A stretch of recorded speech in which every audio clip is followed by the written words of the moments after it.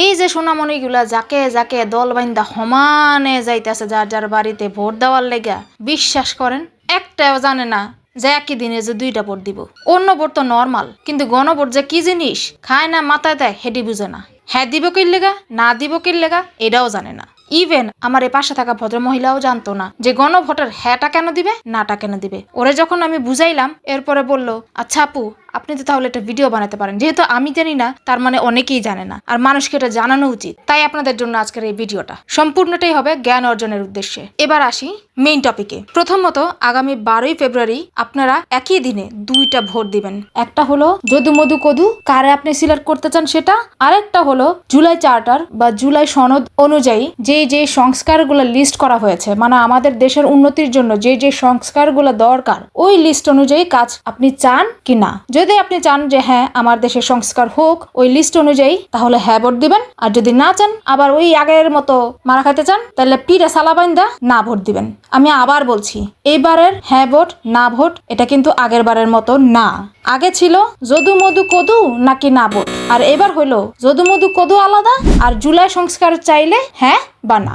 মাথা ঢুকে নাই?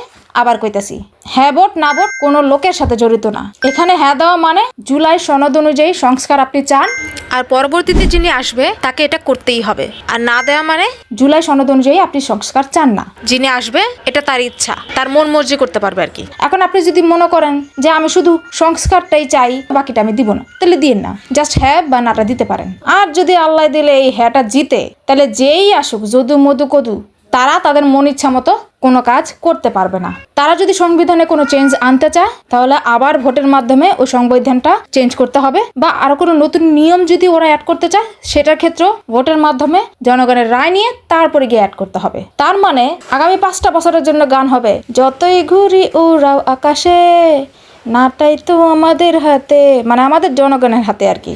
নতুনভাবে সিলেক্টেড যে দল আছে তারা তাদের ইচ্ছে মতো কোনো সংবিধান চেঞ্জ করতে পারবে না বা অ্যাড করতে পারবে না। আমি জানি না আপনাদেরকে ভালো করে বুঝাতে পারছি কিনা।